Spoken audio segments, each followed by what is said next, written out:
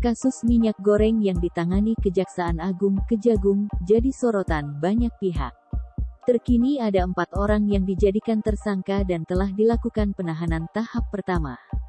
Di tengah bergulirnya kasus minyak goreng ini, sejumlah anggota DPR RI bersuara.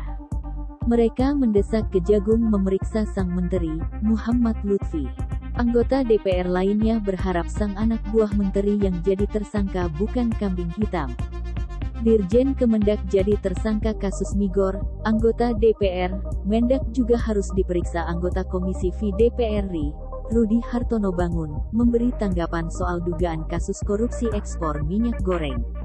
Diketahui, dalam kasus tersebut, Kejaksaan Agung Kejagung telah menetapkan Direktur Jenderal Perdagangan Luar Negeri Kementerian Perdagangan, Dirjen Dagu Kemendak, Indrasari Wisnuwardana, sebagai tersangka. Rudi mendesak Kejagung segera mengusut tuntas kasus ini sehingga dapat membuka tabir dugaan permainan pihak pengusaha crude palm oil (CPO) dan jajaran Kemendak.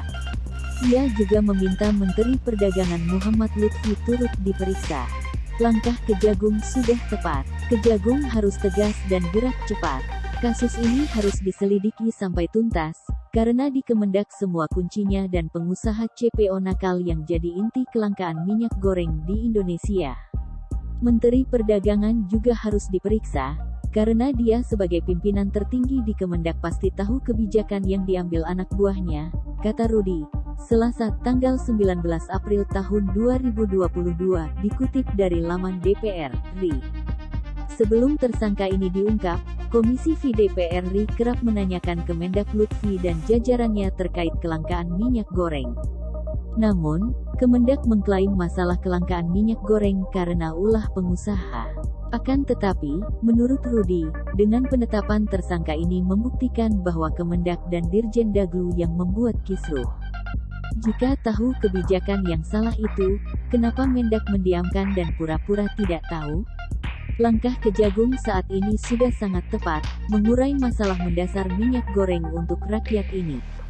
Karena jika mau tegas, pemain besar CPO dan minyak goreng ini paling di Indonesia ada 4 atau 5 perusahaan. Jika mereka ikut aturan pemerintah dan tidak bermain seperti sekarang, saya yakin harga dan stok minyak goreng di Indonesia terkendali, kata Rudi. Terima kasih sudah nonton, jangan lupa like, subscribe, dan share ya!